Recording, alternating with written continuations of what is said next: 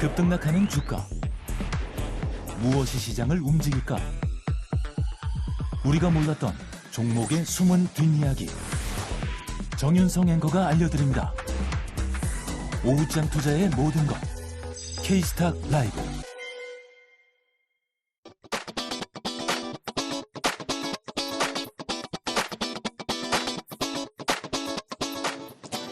네, 이 시각 기다리시는 분들 많으신 것 같습니다. 종목 겨루기 시간입니다. 오늘 종목 겨루기 함께할 두 분 전문가 소개해드리죠. IM증권 신사업추진팀의 이화진 과장 나와 있고요.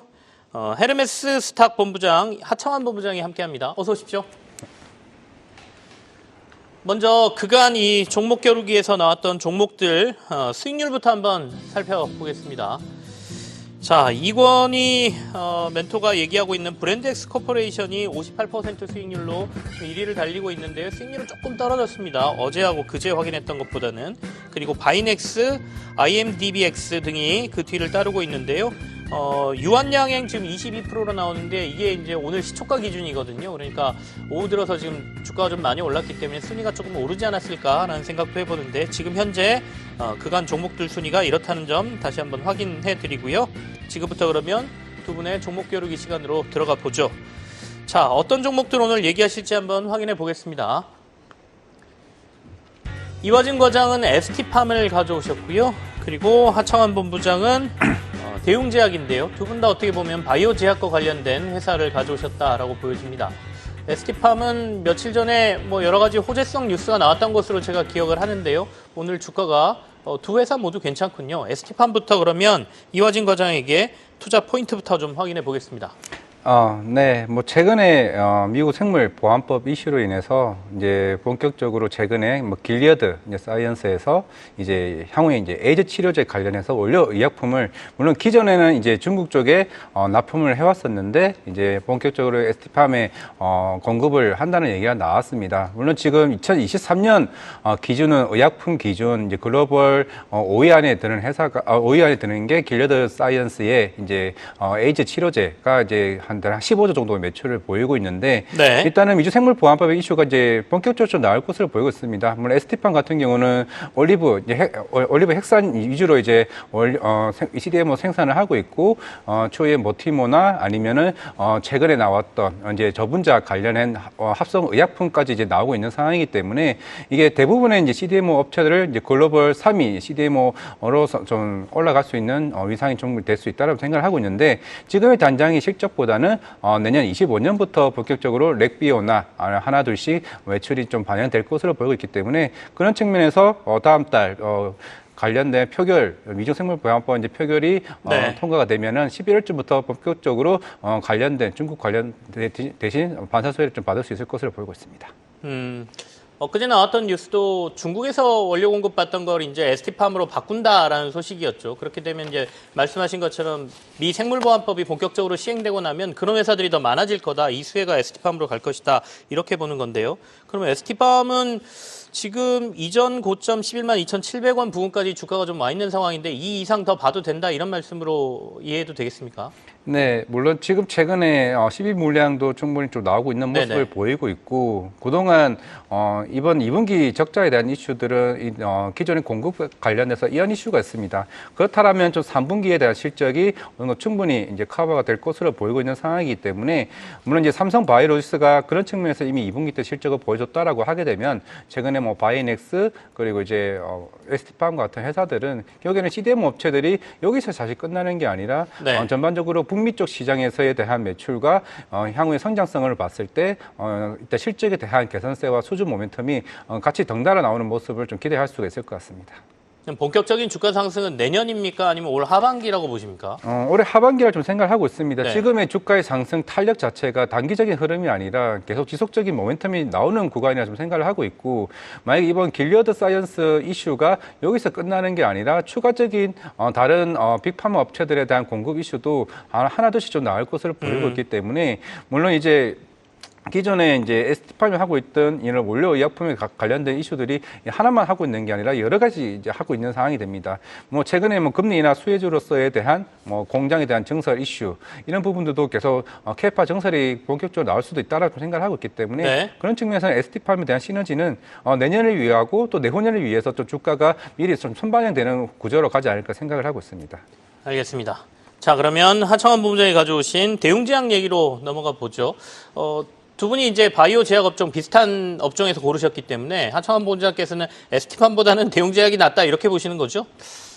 네, 그렇습니다. 일단은 이제 수출 데이터 부분에서 봤을 때 상반기에 이제 대부분의 이런 톡신 관련된 종목군들이 상당히 좀 실적에 대한 기조가 좋게 흘러가고 있는 상황입니다. 그래서 뭐 특히나 이제 휴젤이나 대웅제약 같은 경우는 시장 컨센서스 대비했을 때도 상당히 네. 좀 좋은 실적을 만들어줬다라는 부분이 좀 특이점이라고 보시면 될 것 같고 이 수출에 대한 기조가 하반기 그리고 내년으로 가면 갈수록 더 좋아질 것으로 예상이 되고 있거든요. 그리고 대부분의 보톡스 생산하고 있는 공장에서의 가동률이 지금 90%가 넘습니다. 그러니까 수출은 많이 되고 있고 수요는 많은 상황인데 오히려 공급이 못 따라가는 상황이라고 보시면 될 것 같아요. 근데 거기에다가 최근에 이제 지역에 대한 확장 흐름들이 만들어지고 있는 상황이라는 점에서 충분히 이제 증설 캐파가 25년에 이제 생산이 늘어나게 되고 그게 대충 평균적으로 보더라도 한 3배 정도는 늘어나는 상황인데 네. 그렇게 된다라고 했을 때 영업이익 쪽에서도 굉장히 잘 흘러가고 있는 상황이어서 매출에 대한 전체 캐파가 늘어나게 되면 자연스럽게 이제 영업이익률에 따른 영업이익도 좋아지게 될 거고 그게 이제 순이익으로 넘어가면서 기본 펀드가 굉장히 탄탄해진다라고 보시면 될 것 같습니다. 그리고 대웅제약 같은 경우 사실 소송권이 상당히 좀 큰 문제가 되고 있었는데요. 하반기 정도 되면은 그게 이제 이슈가 마무리가 되면서 악재가 좀 지나가는 부분으로 이해를 해보시면 좋을 것 같습니다. 그래서 부정적인 부분들은 상당히 소거가 되고 이제 네. 긍정적인 부분이 남는다라고 보시면 될 것 같고 미국장에서 이제 에볼루스라는 기업이 보톡스 기업이 상당히 좀 주가가 굉장히 탄력적으로 움직이고 있습니다. 근데 그 회사를 통해서 이제 호주에다가 물량을 납품을 하기로 했기 때문에 아무래도 거기에 따른 수에 좀 같이 이루어지지 않을까라고 보고 있는 상황이고 전반적으로 최근에 리포트도 상당히 좀 긍정적으로 나왔다는 점 그리고 이제 대장주 휴젤이 워낙 좀 주가의 폭이 컸기 때문에 후발로 쫓아가는 그런 부분에서도 상방룸이 상당히 좀 크지 않을까라는 부분에서는 뭐 최근에 기조도 좋고 앞으로 상방룸도 좋고 기본 펀더가 좋아지게 됐을 때 충분히 이제 주가의 우상향 기조도 크게 나올 수 있기 때문에 그런 부분에서 좀 매력적이지 않을까라고 생각을 하고 있습니다. 이 복소수 관련 기업들이 국내에 다른 회사들도 많지 않습니까? 그럼에도 네. 불구하고 대웅제약을 꼭 봐야 될 이유가 따로 있을까요? 네, 일단 휴젤 같은 경우가 대장입니다. 실적도 그렇고 네. 국내에서 점유율도 1등이고요. 중국이나 미국에서의 영향력도 굉장히 높습니다. 근데 주가의 추이를 보시면 굉장히 많이 올랐습니다. 해당 종목 같은 경우는 10만 원대에서 지금 30만 원대까지 올라왔기 때문에 거의 주가가 3배 정도 올랐죠. 네. 그리고 이제 나머지 있는 게 뭐 대웅제약과 메디톡스가 그 후발로 좀 볼 수가 있는데 메디톡스 같은 경우에는 요번에 실적 발표에서 YOY가 좀 실적 컨세인이 미스가 나왔습니다. 근데 이제 대웅제약 같은 경우는 앞서 말씀드린 것처럼 실적이 예상보다 더 컨센을 상회하는 흐름들이 나왔기 때문에 아마 펀더적으로 봤을 때 물론 메디톡스도 흐름은 상당히 좀 좋다라고 볼 수 있겠지만 실적에서 아웃퍼폼을 낸 대웅제약 쪽이 조금 더 유리하지 않을까라고 보고 있고요. 또 후발로 뭐 파마리서치라든지 기타 부분이 네네. 보여지기는 하는데 이 균 쪽으로 봤을 때 사실 이제 3사가 앞에 말씀드렸던 3사가 거의 대장이라고 보시면 될 거기 때문에 이런 진입 장벽이 상당히 높고 이제 기존의 이런 영향력이 크다라는 점 그리고 미국 시장이 굉장히 독보적으로 키워지고 있는데 대웅제약이 12% 점유율을 가지고 있고 그게 확장이 되고 있기 네. 때문에 그런 부분에서 충분히 플러스 알파를 받는다는 점에서 좀 매력적이지 않을까라고 생각을 했습니다. 자, 이 코너가 이제 종목 겨루기 아니겠습니까? 두 분에게 서로에게 딴지를 걸라라는 말씀은 아니고요. 혹시 서로 가져오신 종목에 대한 궁금증이 있다면 확인해보는 시간을 좀 가졌으면 좋겠는데요. 이화진 과장께서는 대웅제약 뭐 투자 포인트 중에 다시 한번 확인해야 될 게 있다면 어떤 걸 확인해야 될 것 같습니까? 결국 휴젤이 주가가 많이 올라왔던 거는 특히 중국이나 그리고 북미나 유럽 쪽에 대한 시장을 국내에서 유일하게 조금 빠르게 좀 영역을 확장을 했다고 좀 생각을 하고 있습니다. 있습니다. 네. 물론 이제 올해 초에 FDA 인증받으면서 지금 관련 파트너사도 이제 선정이 된 상황이기 때문에 물론 휴젤은 톡신뿐만 아니라 이제 필러도 이제 수출을 계속 꾸준히 좀 하고 있는 상황이기 때문에 네. 오히려 사실 대용 제약보다는 성장성인 측면에서는 이게 확대되는 구간이다. 물론 주가가 많이 올라왔던 거는 결국에는 성장성이 더 크기 때문에 주가가 계속 꾸준히 좀 나올 수 있다고 생각을 하고 있는데 반면에 대용 제약 같은 경우는 예전에 뭐 메디톡스와의 그 패소 이슈도 계속 있는 상황이었기 때문에 네. 그런 측면에서 오히려 상단에 대한 제한이 있는 부분은 아닌가 좀 생각을 하고 있습니다. 그 얘기는 나 같으면 휴재를 사겠다라는 얘기로 들리는데요. 네. 하창원 본부장님 뭐 답변하실래요?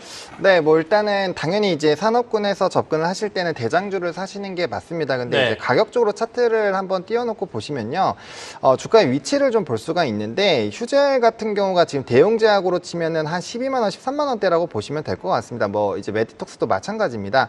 근데 해당 종목은 완벽하게 뚫어서 좀 가고 있는 상황이기 때문에 아무래도 이제 주가라는 것은 좀 상당히 많이 올라온 상황. 특히나 이제 외국인과 기관의 수급에서의 좀 기조가 약해지게 된다라고 한다면 그 연속성이 좀 떨어질 수 있는데 휴젤 같은 경우는 최근 한 달 사이에 외국인의 수급이 좀 많이 이탈이 있는 상황입니다. 그러면 주가의 상승폭이 더 추가적으로 나오기가 쉽지가 않다라고 보시면 될 것 같고요.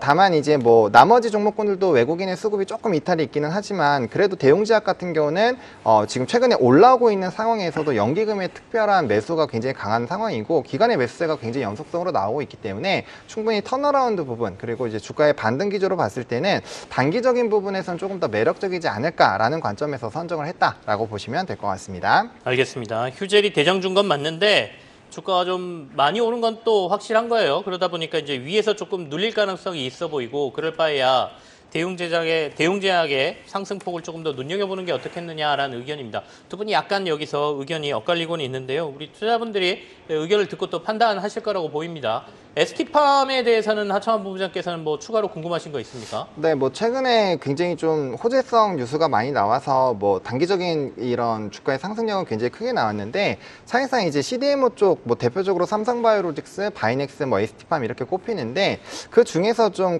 가격적인 부분이 항상 가장 후행으로 좀 움직이는 부분들이 있거든요. 네. 그럼 앞서서 이제 우리가 느꼈던 것처럼 지금 사실 대형주 뭐 절대적인 실적 부분으로 봤을 때는 삼성바이오로직스가 압도적인데 요건 이제 가격적인 부담 그래서 황제주 100만 원을 기점으로 좀 이제 투심이 갈리는 부분이고 속도는 바이넥스가 훨씬 더 빠른 상황이거든요. 그러면 이제 같은 질문으로 속도적인 부분에서 이제 바이넥스가 더 빠른데 굳이 ST팜으로 선택을 해야 되는 특별한 이유가 있는지 궁금합니다.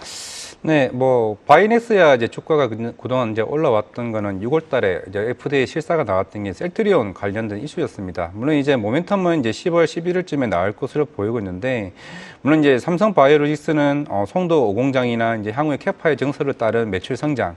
그러면 바이넥스는 새로운 이제 대형 고객사에 따른 내년에 이제 실적에 대한 개선. 근데 ST팜 같은 경우는 오히려 이제 여러 이제 의약품과 관련된 빅파마 업체들의 관련 수혜가 더 많을 수 있다라는 성장이 있는 걸로 보이겠습니다. 그동안 주가가 조금 부진했던 부분들은 물론 이제 12물량도 어느 정도 그런 부분도 있었고 최근에 블락딜 관련된 이슈도 물량들이 어느 정도 네. 해소되면서 주가가 사실 반등이 나왔었거든요. 그런 측면이 있었기 때문에 뭐 실적에 대한 부진은 이미 2분기 때 충분히 해소가 됐다라고 생각을 하고 있고 물론 지금 당장의 매출이 1000억대가 아직은 거의 안 되는 부분이 있겠지만 분기당 그러면 이제 내년부터는 특히 하반기 때부터 실적이 1000억 이상대는 충분히 전 나올 수 있을 것으로 보이고 있습니다. 그리고 최근에 길리어드 사이언스가 충분히 그런 부분에서 한번 보여줬다라 좀 생각을 하고 있기 때문에 네네. 그렇다면 올리고 헥사 그리고 저분자 관련된 이슈 그리고 모티모 그 여러 CDMO 사업 자체로서는 오히려 성장성으로 봤을 때는 가장 크지 않을까 좀 생각을 하고 있습니다. 알겠습니다. 오늘 저희가 종목 겨루기로 ST팜하고 대용제약을 얘기를 들었는데요. 사실 시장에서 사야 될 이유 한 10가지 되라 그러면 얼마든지 얘기할 수 있고 팔아야 될 이유 10가지 되라 그러면 또 얼마든지 얘기할 수 있는 거 아니겠습니까?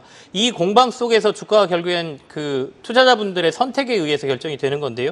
자, 오늘 들으신 얘기를 가지고 두 종목 제대로 된 판단을 하는데 저희가 좀 도움이 됐기를 또 기대해 보겠습니다. 자, 그럼 두 분과는 여기서 오늘 마무리를 짓죠. 이화진 과장 그리고 하창환 본부장과 함께했습니다. 고생하셨습니다.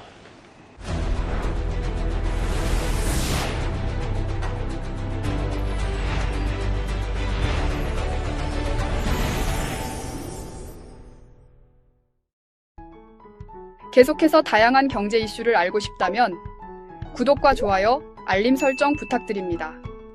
AI 캐스터 권미정이었습니다.